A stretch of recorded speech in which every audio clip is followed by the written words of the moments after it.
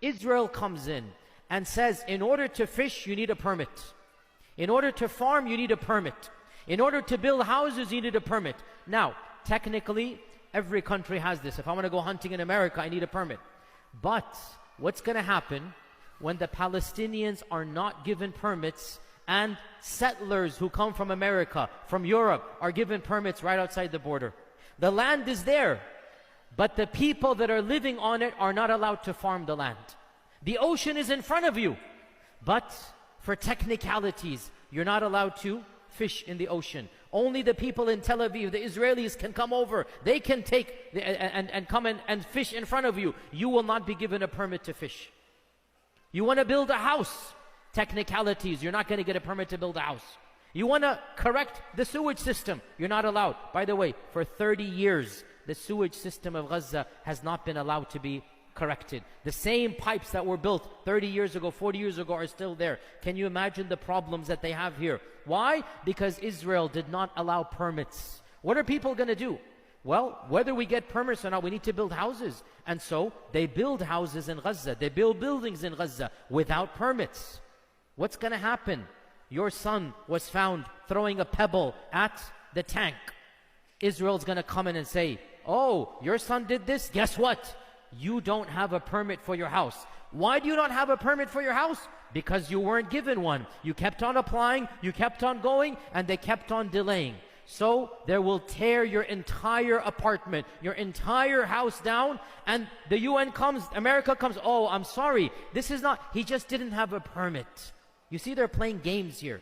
He didn't have a permit. They didn't have a permit to, now, Gaza, the electricity, the water, the internet, everything is controlled by Israel. The land outside, controlled by Israel. The ocean, controlled by Israel.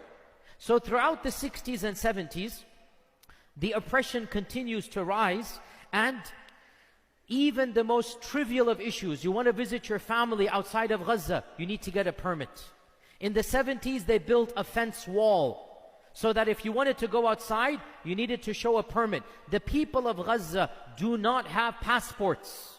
You don't have passports because you can't get Israeli citizenship because it's not Israeli land in the first place. Not that the Palestinians don't even want Israeli citizenship. So the people of Gaza are stateless. They're powerless. They have no lives. They have no potential for jobs. Their education is not even second, it's third class. So Israel continued to increase the laws against the people of Gaza until finally, again being very quick here, in 1987, the first Intifada comes. What is the Intifada? The Intifada was a mass protest, began in Gaza and also the West Bank. Both Gaza and the West Bank are occupied, but the West Bank has a slightly better livelihood than Gaza for reasons that are self-evident: the location, the strategy, the people. The Intifada begins in Gaza and the West Bank. Tens of thousands of Palestinians march in protest. And the Israelis respond with the one weapon they know best: sheer brutality. To imprison, to kill, to shoot people that are throwing pebbles. The Israeli tactic is very simple. They will respond to any violence with at least 10 times more violence. That is their response. It has been the case for the last 40 years. In the 70s and 80s, they began instituting brutal policies.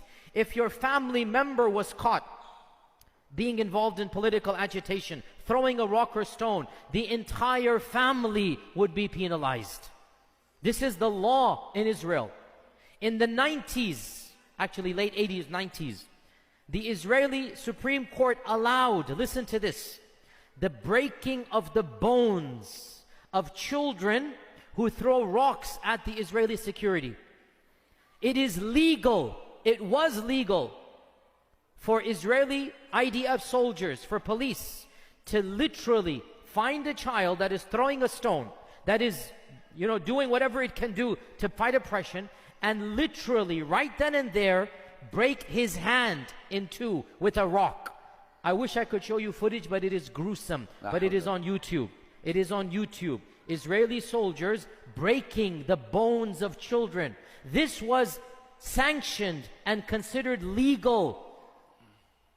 I want you to understand, now you tell your interlocutor, what will it take to allow Palestinians to defend their rights? You want Israel to defend its rights? What will it take for the Palestinians to defend their rights? To live, to be free, to be treated with dignity. Obviously, when you're going to treat an entire population in this manner, what is going to happen? Their levels of anger are going to rise. It's human nature. And their attacks are also going to rise. In response to this, Israel decided to lock in Gaza effectively as an open-air prison. And so, in the early 2000s, they spent billions of dollars. Much of it is coming from our taxpayers. They spent billions of dollars building a 50-foot cement wall. You have to see it to believe it. It is as tall as this wall over here. I've seen it multiple times. You go there and you see this. Literally an entire massive cement wall with barbed wire at the top. Behind that wall is a slum. 2 million people. No jobs. Barely able to educate because they're not allowed. No careers. They're not allowed to learn, earn, live a dignified life. Their movement is controlled 100%. If you need to leave, you need permission. You will not be granted permission except with a long list of conditions. And even then, the whims of the guards, whatever they want to